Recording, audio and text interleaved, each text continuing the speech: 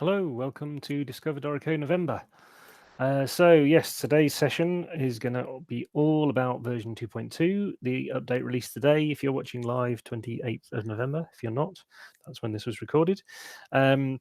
So the last session we did was in October, because we do one of these a month, and that was now kind of looking at the new features, video 1 of 2, and this is now video 2 of 2, look at the new features in Dorico 2.2. So in last month's Discover session, if you missed it, I'll put a link at the bottom once we've done this session. But in that one, we looked at some of the pinch and zoom changes to when you're using Dorico, pressing return for the popover editing, the ghost bar numbers on every bar, the swap function. So if you've got well, you can have a look at that one. The jazz articulations, of course. We looked at repeat structure playback. We looked at select more, filtering shortcuts, and the trill overhaul, which now also includes playback for all the trill stuff. So in this session, we're going to kind of carry on from there and look at some of the other details in here. Let me know if there's any problems quickly, audio-wise or video-wise. Hopefully you can see an Untitled project. I'm just going to be checking in with the chat as well as we go. I'll try not to keep you too long today, because I know you'll all have things that you want to play with, because in this free update.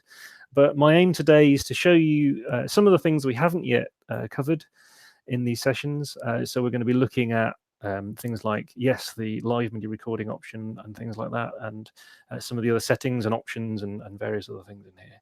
So let me just check. Sound is fine according to people on the thread. Ask me questions as we go. I'll try and check in. I'm sure there's probably other people in the team who are also checking in, so they'll answer questions as we go. So let's have a look at the live MIDI recording button. So I didn't look at this last time just because I thought, well, actually, it's maybe a big thing anyway. It may take us a little while to look at some of the options. I wanted to keep some of the things for this video anyway, and there's a couple of things that have been added in the last month anyway. So let's look at all of the options now. So to start off with, I am going to do what I think was described in the scoring notes blog as kind of knees deep in one of the preferences, but there you go. So if I go to edit, if you're on Windows, then you'll find an option down here, and on a Mac, I'm going to preferences. This preference dialog has changed a little bit. You'll notice some of these options have now been split out. So the note input things are in their own little section, which has some subcategories. And the play one is the one I'm interested in at the moment. So in here, this recording bit is probably worth looking at least once. To start off with, your MIDI input devices will be listed here. So anything that is connected will be listed in here. There's also some options for what's going to happen. There's also the quantization options, which are probably important. So for this option at the moment, I've just got it set to basic 8th notes, quavers for those of us in this cold country. You've also got detect tuplets option. If you think you're going to play tuplets, then you can turn that on. I'm not going to turn it on yet, but we'll come back to that. There's a MIDI split point if you're playing 2 hands on the piano, of course. And then there's this option at the bottom, MIDI input latency compensation. What we recommend, and the version history document also says, is what we recommend is you play along to a metronome, just put some quavers, some quarter notes or some crotchets in, and make sure that they're not being played early or anything like that. And you'd see that in play mode, and we'll look at some of those options later. If they are, then just add some compensation in here. So that's where I've added 60 milliseconds in here for the keyboard I'm using. I just did a little quick test and tried it. You also might find if the notes are all really late, then you might want to go to the audio device setup, and in the device control panel, change this buffer size and make it smaller if you've got things happening a bit late. I suppose you may get that more on Windows than Mac if you're using the Windows built-in sounds. I should probably plug. You can buy things like a MIDI interface if you want to, and an audio interface. So things like our UR22, the Steinberg UR22. The reason I mention this one is that although it's quite handy, it also has MIDI ports on the back. So if you've got older devices, you can plug them in still via MIDI ports. But the important thing with this is that the audio drivers are very good, and with lots of other devices. So you can then use those, and you won't get such delayed notes in many cases. So it's worth just mentioning some of those for when you're playing things in, but let's have a go at some of this. So there's also some options for the click. So that's in the playback options. You can get that from the play section or with the shortcut I used. And here we've got a new click option up here for the metronome click. You can choose which beat subdivisions you're going to hear. And this actually applies. There is a metronome option up here for playback as well. But in this case, I'm using it for the click as I'll be recording. And you can choose the click sound either as beep or as click. Beep is there's a Dorico beep, which will play. And if you don't like things that sound tonal for the click sound, then you can just change to this one, a URI style click. There's also here a pitch and velocity. So if you do want to choose a particular pitch and velocity for the notes for the click, you can choose those if you're using the beep options. You can also set your own device if you really want to. If you've got a different device that you really prefer using, a MIDI device, then you might want to set the pitch for those as well. And there's a count-in option, so the number of bars count in, which by default is just set to 1. So don't think somebody's got UR22 and love it. Good. I mean, they are pretty good. I've got one here, but Paul said preserve note positions. Yes, we'll look at some of those options in a second. But thank you, Paul, for answering that one. When is this update available? This update's available as of today. It's a free update for anybody who's already got version 2. And you can go to our website and get that, or if you use the Steinberg download assistant, then you can get that and have it right now. So hopefully you're not all playing with it and you're all paying attention to what I'm saying. No, I'm joking. If you want to go and play with it, that's fine. This session was recorded, so you can come back and watch this later. So there's a record button up here, and since we're feeling festive, like we're giving you a present or something for this this new update, let's do some recording of this one. I'm going to use the shortcut, which is Command R. So I've selected this bar here, and to start off with, I'm not going to do anything else. Just select that initial rest, press Command R, and we'll put some notes in here. I've got 1 bar. Oh, the piano's a bit quiet, but that's all right. So we'll just put some music in to start off with. So that was, I selected a bar and had a look at that one. I had a look at those notes we put in, not having to do anything else. Now, if you wanted to add chords to this, then what you do is you can use chord mode over here on the left-hand side. And the shortcut for that is Q. So you can press Q to toggle it on and off. So now when you record, it's a bit like an overdub. So I've got this note selected here because that's where I'm going to start from. But if I just press Command R again,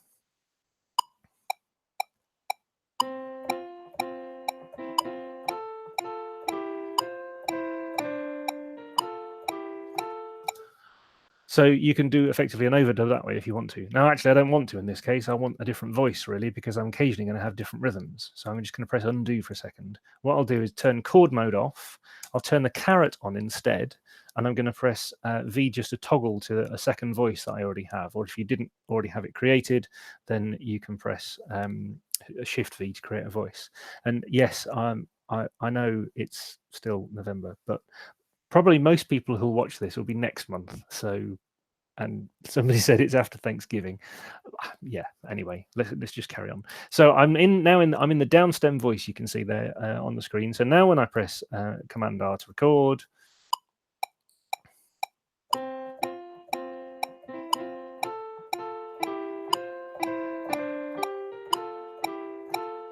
so now I get the downstem note, the downstem notes entered.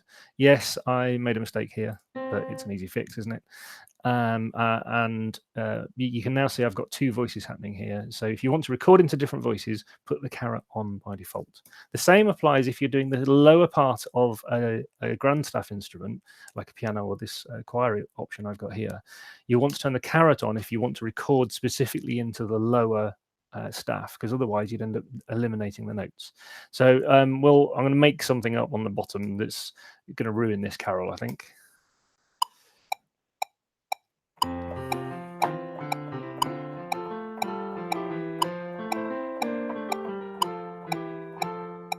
Suitably ruined since it's November. There we go. Oh, I also made a mistake here as well. Oh, I didn't want that one. Let's delete that. Now, with this one, what I was actually, this isn't the rhythm I was playing, was it? Because I'd turned tuplets off. So what I'd done is, just to recap, in the quantization options, I didn't have tuplets on. I didn't have tuplets on, but I played them. So this is where in play mode you'd see some of these differences.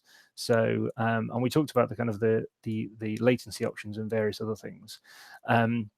That you see now here, you can see the notes that I've entered, and you can see some of these notes here that I played initially aren't bang on the beat. Funny that, because I'm not that good at this. But what you can also do is you can say after the event, select all of these notes, and you can go to edit, and you can go to requantize. So now I can say, actually, could you detect tuplets as well, please? I'll just make that basic. So now it's detecting tuplets. So actually, these ones I probably didn't play very well at all. In fact, I'm going to give it a quick go again, because I think we can do a bit better than that. I'm just going to delete them and try that again.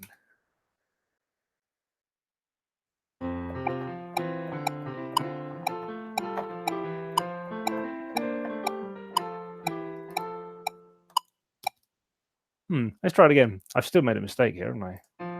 Never mind. Yeah, extra notes. So I'm going to select these, and I'm going to go to requantize and see if it's any better this time. You should never do these kind of things live. No, it's no better. I can't play it any better the second time. So there you go. But there is a requantize option, so we'll use that again later. So the requantize is useful when you want to do things like, say, the notes that I played here, actually, can you basically go back to what I played here and requantize them? But what's also quite clever, Paul told me about this one, is if I just undo the requantizing. So here in play mode, we've got all the notes that we played. You can also say, go to play mode, and you can say reset playback overrides. What this will do is it'll go back to the notation. So it will shift all of these notes now to bang on match the notation that we've got here. But you can still, even after you've done that, you can still go to requantize, because internally Dorico still knows what it is you played. So you can still do this after the effect, even though you've already removed all the overrides. So if you need, if you're like me, as it turns out, if your playing isn't that accurate, and when you play things back, you don't want that kind of live live feel that you played, or your accidents, you can reset playback overrides, and that will force things to be as the notation is shown. But then you can still use the requantize option. So if there are sections where you did play tuplets or triplets or anything else, then you can get those back as well. So let's do a couple of other options. So let's say in this one, I'm going to record from here. So I've got this a new flow. But this click is a bit too quick, and we could put a metronome marking in here, but there's a couple of metronome options we want to look at as well. So over here, there's an option when you see this arrow here, what that's showing you is Dorico is saying it will follow the tempos that you've got on the score. So if you do have any metronome markings, and at the moment we don't, it's just set to 120 by default. But if you have any metronome markings, then Dorico will follow those. Sometimes when you're recording, you don't want to follow the metronome markings. You want to record a bit slower. So you can just click on this little note at the top up here. And then the tempos, you can now click in here and drag up and down to set a different tempo marking. So if you drag it to something slower, then when you record from here, let's see if we can make this one work.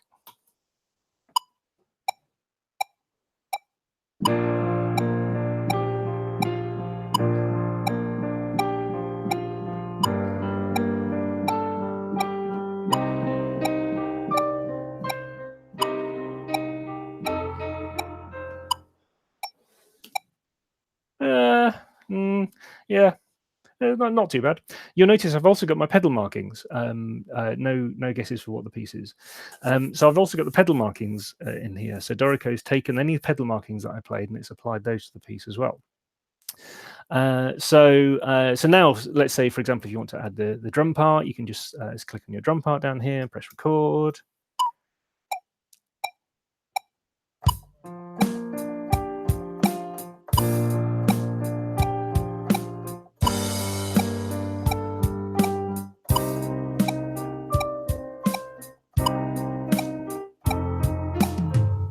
You get the idea.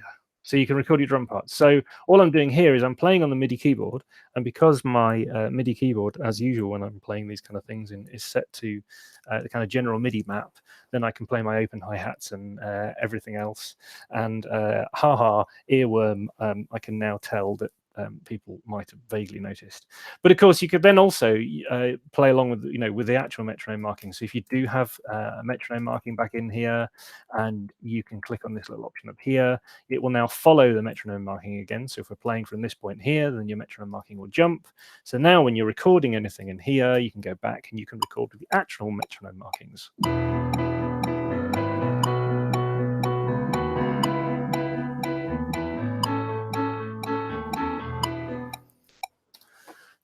There you go. So there's earworm number 2 for some of you. So you'll see here, because I've got the, actually the notes may be a bit low here, but you can see because I've got the MIDI split point in, all I've had to do is select the piano part, and it's playing into to both of those staves at the same time. And again, you've got the same options for drums, so so you can use those. Now you can use Requantize again on specific parts. So if we play a bit of this one.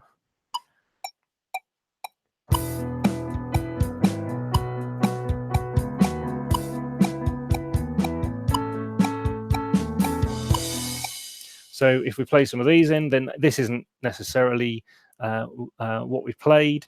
In fact, let's do.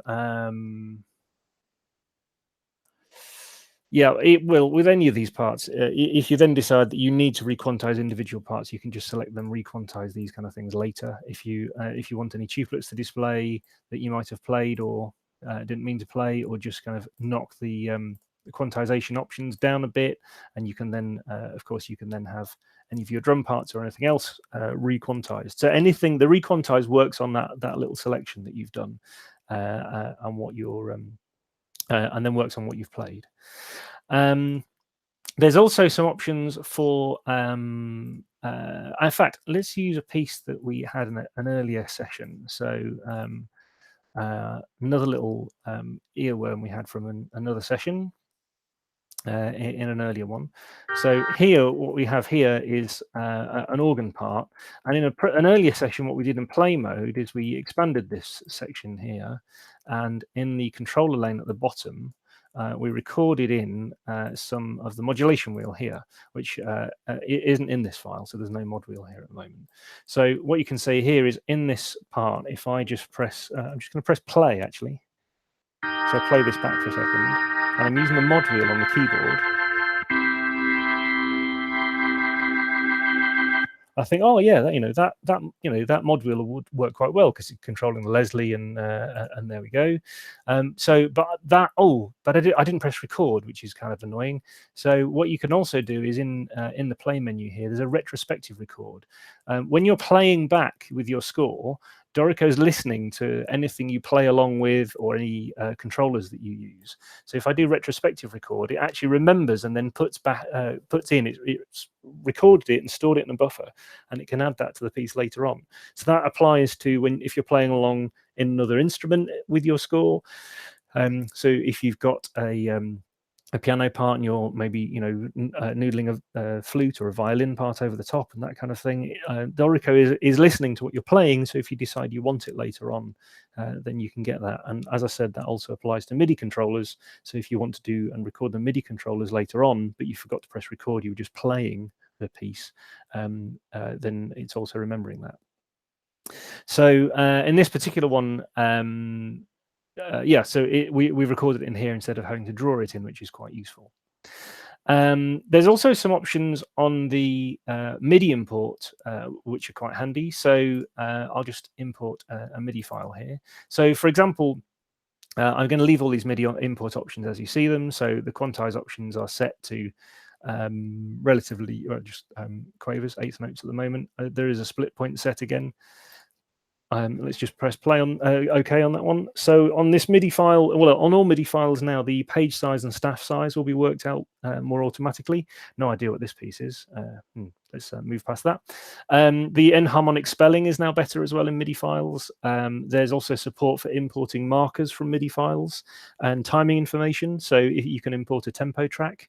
In fact, it's not really a plug but for scoring notes, but I noticed they had a little video on their blog which was showing and importing some tempo changes and them being given from another file. So you don't have to rewrite the file or anything like that. You can just import just the tempo changes or new markers into a new file.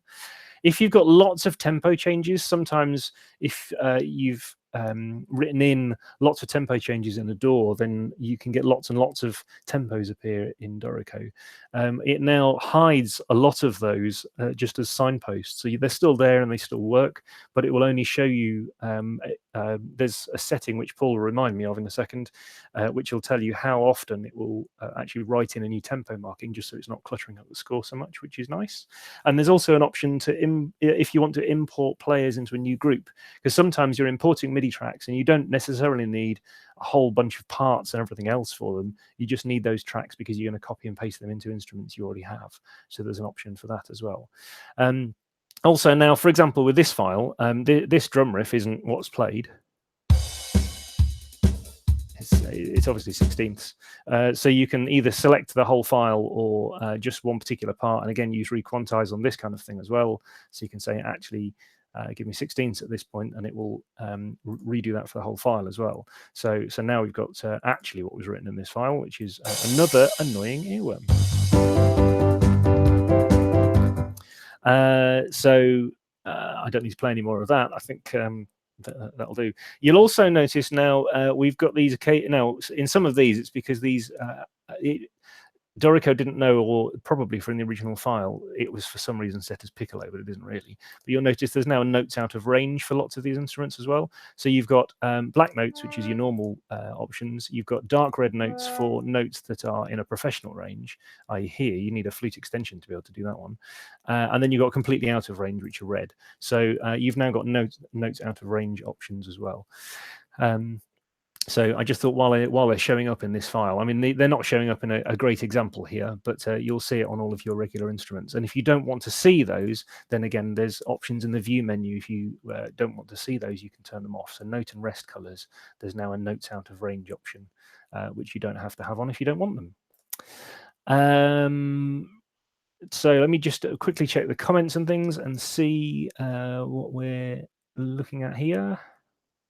Somebody asking about split point. There is a MIDI split point. Is that what you mean? Not sure. Let me know on that one. NYC Music Services, I'm guessing this is Philip. Tempo track import feature is excellent, very impressive. Yes, there is an example on the scoring notes post. So if you have a look on their blog, scoring notes. Let me have a look. Have I missed anything else? I think Paul and a couple of the other guys are answering some of those questions anyway. So I don't think there's anything I need to have a look at. Yes, if you get some notes that are on the wrong staff occasionally. So in fact, let's just close that one. I think maybe in one of the other files I was looking at earlier.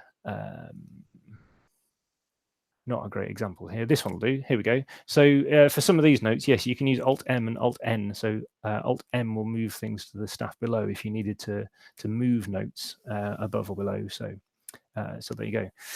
I do find that very useful for tidying up MIDI files, because sometimes a split point that you set just as one note isn't actually correct for the whole piece. There's occasionally a note that crosses over. So Alt-M and Alt-N, N for November for up and M for mother for down.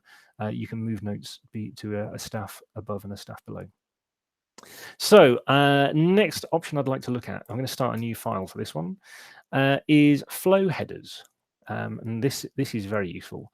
So in a new project, like let's make this one a bit bigger. So let's say in a new project, we've got a flute and we've got a violin and a piano.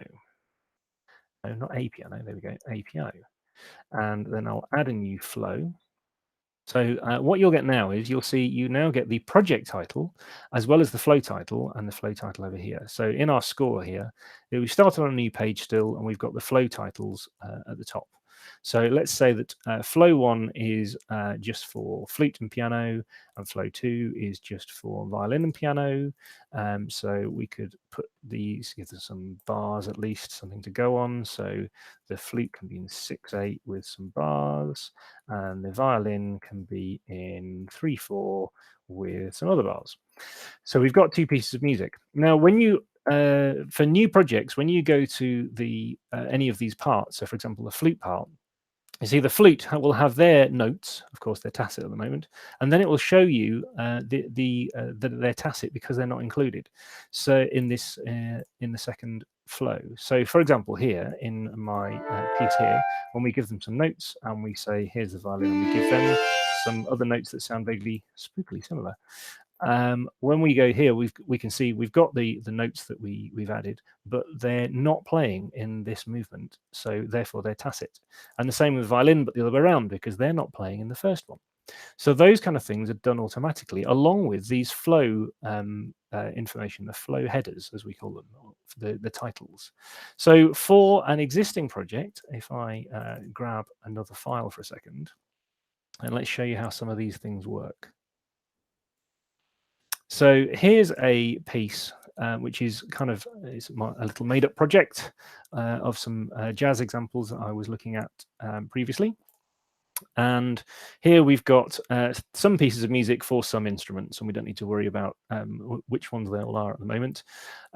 So we've got 3 pieces of music, and you can see in setup mode here, each one is in a new flow.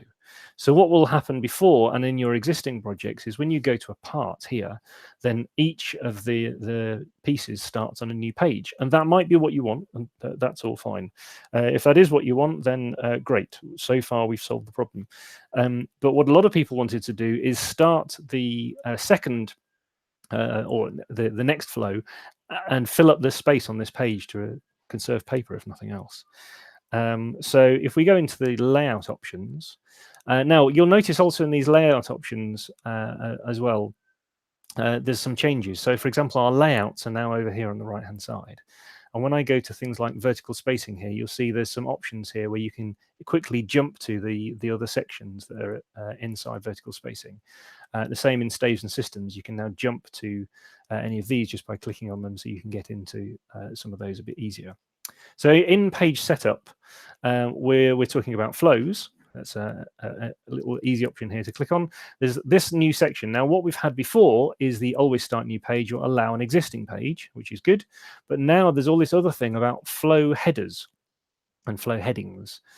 So I'm just going to press, for my trumpet part, I'm just going to say allow an existing page and apply. And just for a second, I'll move this dialog off the screen onto my other screen. So now what we have is we have the project title here.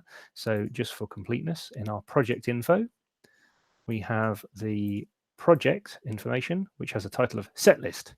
And then we have the 3 flow titles in there with the various bits of information in. So here it's putting the flow titles in automatically, and the music's flowing. And if we come back to our layout options as well, then you'll also see in here that there are options for showing flow headings never, not for first flow, and not for all flows, because maybe you don't want it for the first flow because you don't need 2 titles up here. The heading top margin you can set, as well as the bottom margin, so the gaps here and here. And there's also various other options in here as well. So you, I'll leave you to read those that information on your own screens. But you can set up those to be exactly how you want them. The advantage being then that that's going to happen for all the parts. Because previously you could have set this up manually if you'd wanted to, but you would have had to put in those titles yourself, and it took a while. And if you had a full orchestral score, that was going to take you quite a while. In fact, I think at this point, actually, hello, Frank, because I know you were having to look at this kind of thing for parts. So this is now set up automatically for you for all of the instruments.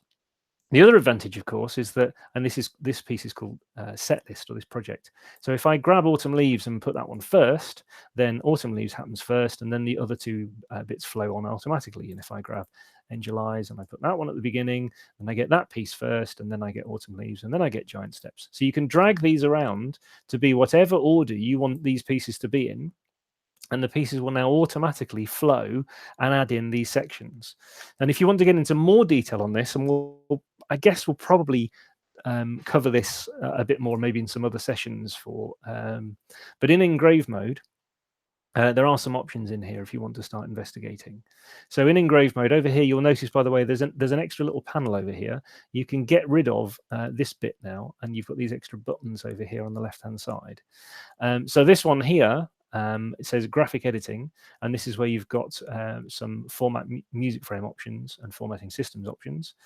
This one here is where you've got your frames, so you can insert new music and text frames and graphics. This one here is the toggle for that you used to have for all of these staff spacing options, and this one for the note spacing. So you don't have those toggles anymore. You just got these buttons, and that will activate them straight away. And then, as you notice, two of these have extra panels as well that you can show and hide. We'll come on to bracketing in a bit, shall we? So there's the new little sidebar over there. However, what we were actually talking about was these flow headers. So as you can see over here, we've got various green boxes and things, and you can see in our first master page, here we go, there's none of the information about the flow headers is in here, but it does appear here, and you'll find it's down here in flow headings. So there's a new little section down here for flow headings, and when you double click on this one, there's a new color as well for this background, and this is where you can put, for example, flow number and flow title as little tokens. And you can define what's going to sit in this flow header information, and it will make enough space for that to display on the score so that you can have the same flow headers. And you can define new flow headers. There's some buttons down here for a new flow heading, and you can decide when you want each one and those kind of things. And then the music will then flow automatically. So like I said, maybe if there's some questions on that, we'll kind of maybe look at more of that in detail later. What I wanted to get across today is that basically those kind of things can now happen automatically, and when you've got multiple movements in the same project and you want them to be on the same page, take up that extra space, save paper, save trees, hello Lily, then Dorico can now do that kind of thing automatically for you without you having to go through and sort out all the parts. So let me just check, because I've neglected the comments for a second. Just bear with me while I check if there's anything in here.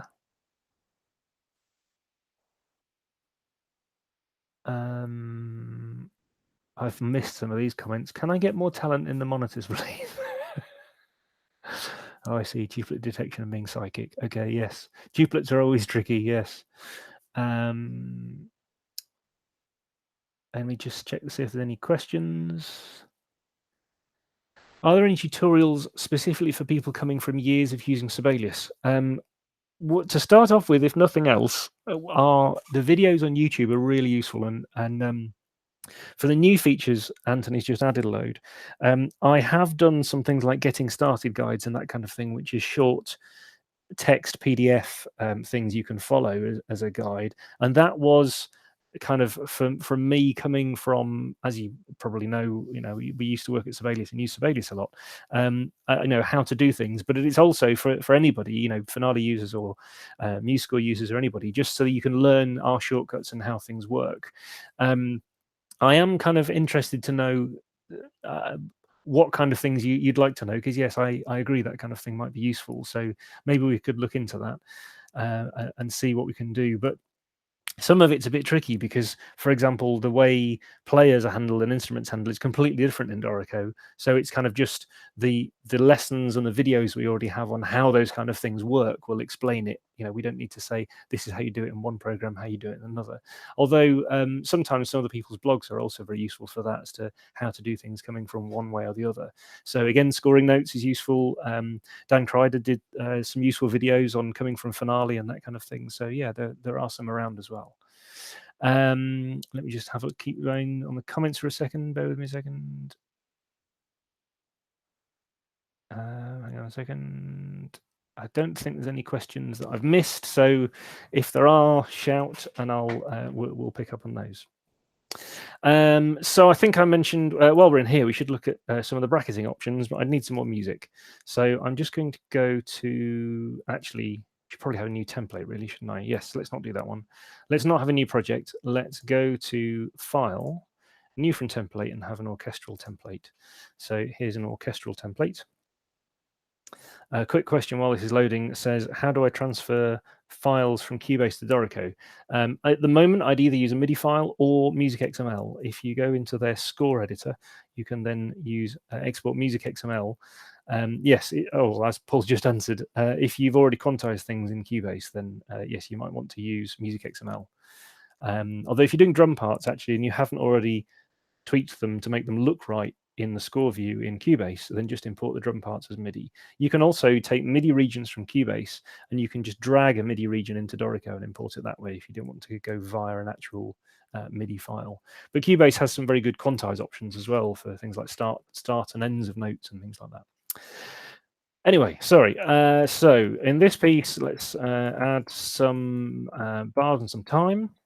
So, and we go to engrave mode. So now we have these bracketing options here. So for example, if we wanted to add another solo violin player, so we have a single-headed violin here, and we'll move them up.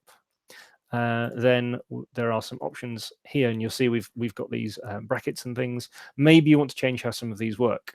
So in here, for example, you can now select a couple of these instruments here, and you can say, actually, I'd like to use sub brackets for these. You can move these brackets around. You can do, obviously you can do odd things. So I'm using Alt up arrow, and you can make other instruments join the brackets, or you can take them away again. You could take that violin out of those. You can select these brackets and delete them. So basically what you'll want to do is you can select a rest, or if you've got some notes in there, you can do it that way. And then I'm using commands to select another one here, and then you can use these buttons over here to insert sub brackets or sub brackets, which isn't the band from the 80s and 90s. So you've got the sub options as well in there if you want to group things that way. And then when you select the ends of them here, I would generally use Alt up and down to move. You can see in here I've got these little square handles here, and then you can opt to move those. And when you need extras, like I said, I can select these like this, add in sub brackets as well. So there's lots of bracketing options now. I know these questions have come up a fair bit from people who need, in some cases, very specific options on those. So people will like those. You'll also notice the same with bar lines. So here, when I select a bar line in engrave mode, then I get these little handles as well here and here. So if I select that one, and again, I'm just using Alt up arrow, and then it can join, and you can join and split other instruments here. So if I press down again, it will unjoin those.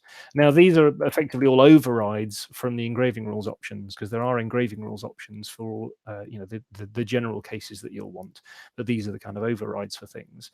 You'll also notice you get this new signpost up here for bracket and bar line change. So if you decide actually you don't want the changes that you've done, you can just delete that, and it'll put everything back as it was. I would also recommend going from the beginning to the end of the piece and not working backwards, because the changes will happen from this point onwards.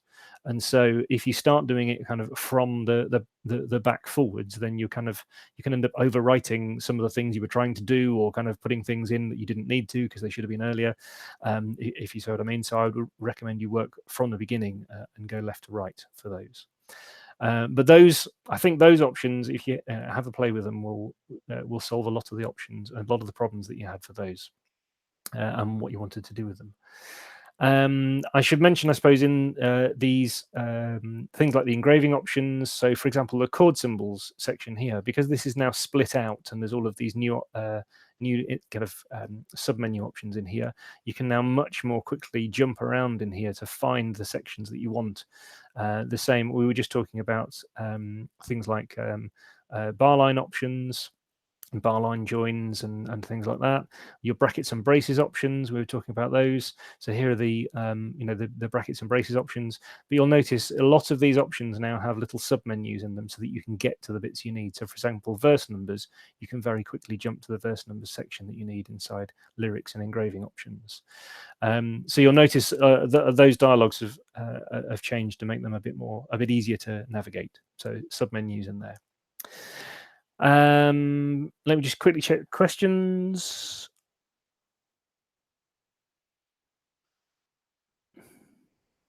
I don't think I've missed any. Is Iconica fully supported? I don't yet have an expression map for Iconica. There's a few things that we still need to do. Our aim in the end would be that we can support it like we do the Halion Symphonic Orchestra at the moment, and also, of course, Note Performer, where it has its own playback configurations. But no, we're not there yet, unfortunately, on that. You can use it, but you're going to have to do some of the things a bit more manually.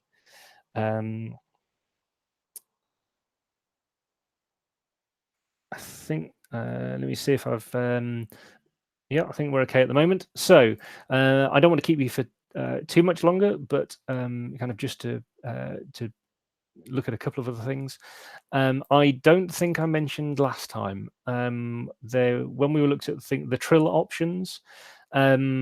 I recommend having a go at this yourselves, of course, because this update is now available today. So for things like all the trill playback stuff will now work.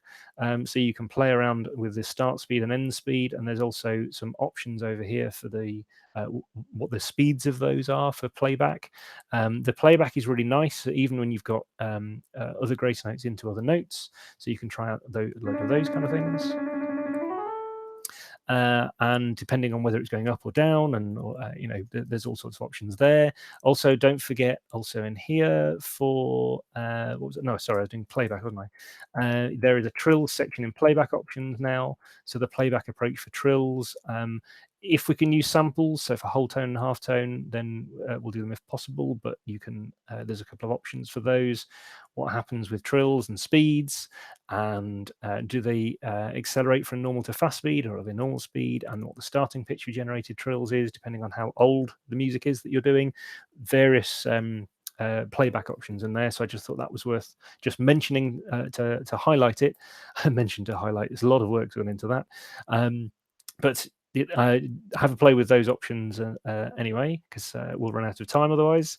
Also, I wanted to just mention there was somebody asked about. It was a music teacher when I was in Canada recently, asked about showing beats as a heart. So I thought, well, here's a useful option, sort of. There's now a new option in engrave mode for music symbols. You can't create your own music symbols, but you can edit lots of the music symbols in Dorico. And this was a little interesting case. And actually, again, you can tell I've read the scoring notes blog today. There's some other useful options on there. So things like, if you don't like the way something currently exists in Dorico, the way it looks in Dorico, like the size of a staccato, or a particular dynamic symbol, or a clef, or things like that, you can change some of those options in here. So what I've done here in Dorico is this time, I've put in this 4/4 option here, but I've changed it in the preferences to say that the denominator style is using a note instead of the normal number that we'd use. And then I've gone into engrave mode, and I've changed the music symbols to say that for time signatures, I have changed here we go, so the quarter note stem down to a heart. So you can use glyphs, text, and graphics. I've used a graphic in this case. So I've now changed in this project that music symbol to be a heart. So now in this particular project, which could be a little worksheet for a school, and the idea was to show pupils very early on that it's 4 beats, as in heartbeats. That's what the teacher wanted to show.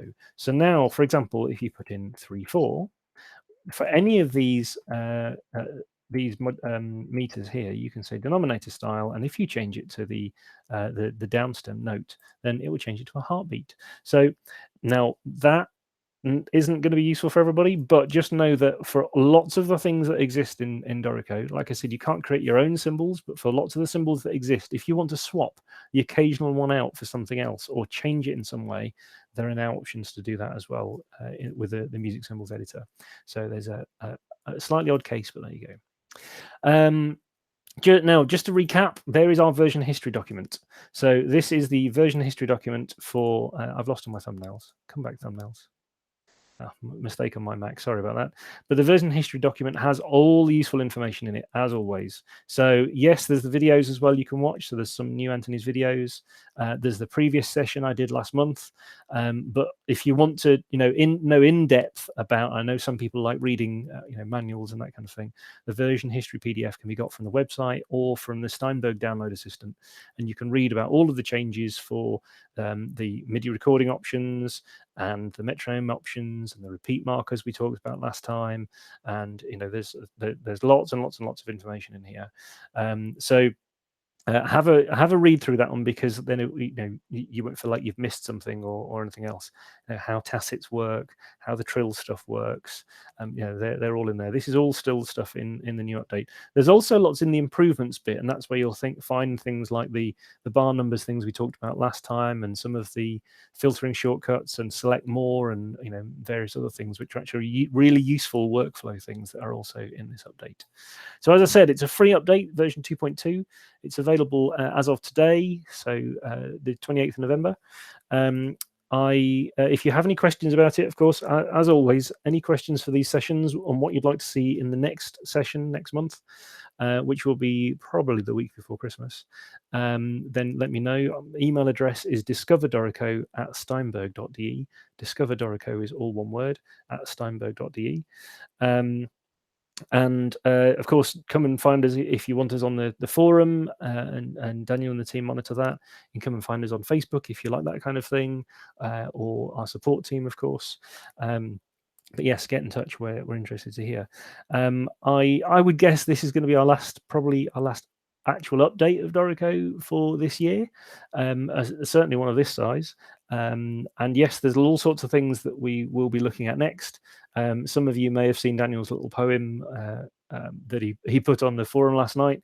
If the things that you want aren't in here yet, it doesn't mean we're not listening.